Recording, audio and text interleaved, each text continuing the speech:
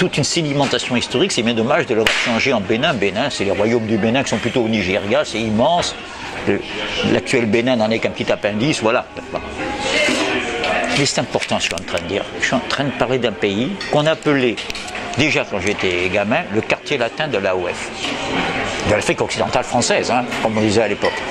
C'est-à-dire que le petit Dahomey, au moment de son indépendance, a 1000 bacheliers. L'immense Zaïre, Congo belge, République démocratique du Congo, je mélange les générations, en avait 2. Ça te résume l'essentiel. Cette pépinière, moi qui te parle, j'ai gagné ma vie et j'ai pu avoir une vie professionnelle grâce aux instituteurs dahoméens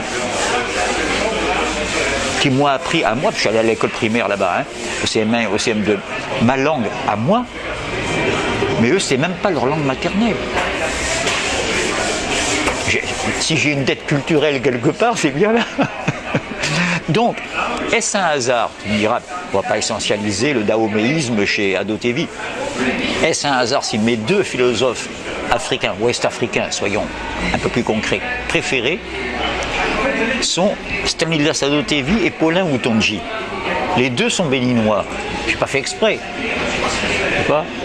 Et les 2, et je réponds maintenant à ta question, comment je le caractériserais, ont la même thématique. C'est-à-dire qui, dès le départ, sont méfiants à l'égard de tout essentialisme de la négritude. On y vient. J'ai vu Wutondji, je vais commencer par lui, hein, qui est moins polémiste au départ qu'Ado-TV, qui n'a pas fréquenté Althusser, qui n'a pas... Et je te parle de lui, après il a été ministre de l'Éducation, mais à l'époque où je l'ai connu, il avait une petite librairie poussiéreuse dans Cotonou, et il fallait du mérite parce qu'il y avait une seule librairie d'État qui s'appelait la Lipawol, à l'époque, c'était à peu près une dizaine d'années après l'indépendance.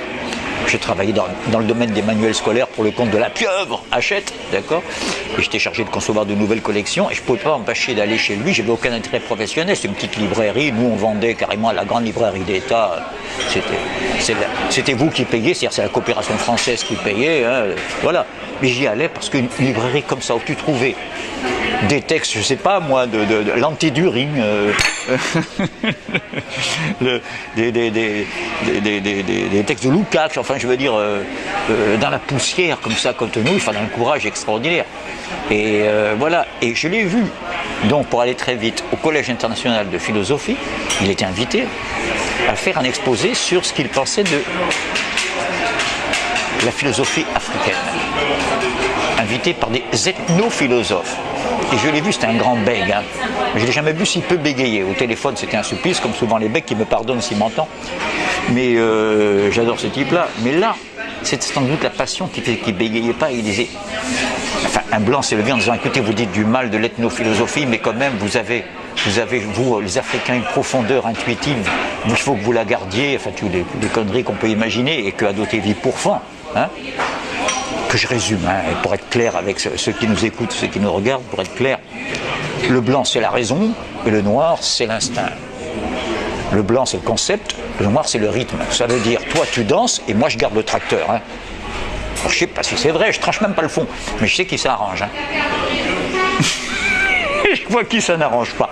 C'est contre ça, c'est contre ce partage propre à Senghor, beaucoup plus qu'à Césaire, qui avait... Il est honnête, Ado-TV, il dit très bien, c'était nécessaire au début la négritude comme concept polémique pour faut toujours une identité fondatrice au départ, hein, comme toute histoire commence par des mythes fondateurs, Romulus et Rémus, c'est pas sûr que ce soit une vérité historique, comme Abel et Caïn, mais c'est comme ça, il faut commencer par là, mais après ça devient plus encombrant que libératoire, un peu comme le concept de nation qui à la Révolution est capital. Au moment de l'éveil des nationalités en Europe, c'est d'extrême gauche, la nation contre l'Empire d'Autriche-Hongrie, par exemple, l'éveil des nationalités, c'est très bien. Après, ça devient ce qu'on sait. Bon, la négritude a eu le même destin. Voilà en gros comme je résume la thématique d'Ado-TV. Mais je reviens à ma continuité dahoméenne. Wutondji, interpellé par ce blanc, disait mais enfin, restez dans vos racines profondes, lui a répondu cette chose magnifique. Je ne suis pas condamné à vous servir de supplément d'âme. La philosophie africaine a le droit de ne pas se complaire dans le statut que les Blancs, en manque d'âme, lui ont assigné. Tous les Blancs ne manquent pas d'âme, loin de là. Enfin, vous m'interpellez en disant gardez votre âme, sous-entendu, pourquoi? Pour qu'il y en ait pour deux. C'était magnifique comme réponse. Et bien, Ado-Thévis s'inscrit dans ce fil. Il y a bien ici ce qui permet d'appeler, suis-je raciste, même à titre positif, une intelligence béninoise. Dahoméenne. Voilà. Non, soyons clairs. Je vais être un peu Montesquieu là plutôt que marxien, mais c'est pas tout à fait contradictoire. Il y a une densité démographique exceptionnelle par rapport au reste de l'Afrique francophone. Au Bénin, il y a souvent 100 habitants au kilomètre carré dans le sud, ce qui est énorme dans la région. Et on sent que c'est un appendice de l'immense Nigeria à côté qui est la grande exception. Dans cette Afrique subsaharienne sous-peuplée, le Nigeria, il y a 130 millions d'habitants avec une tonne de pétrole par habitant. Hein. Je veux dire, c'est bon, voilà. Donc le Bénin se ressent de ça, c'est peut-être ça qui fait qu'un peu comme les Burkinabés, il y a aussi une énorme densité de population sur le plateau Bossi, sur une terre ingrate et sèche comme au Sahel, et donc qui a vendu sa force de travail comme ouvrier agricole en Côte d'Ivoire, au Ghana, enfin la suite vous connaissez. Voilà, je veux dire, il y a comme ça quelques déterminations naturelles dont il faut tenir compte aussi.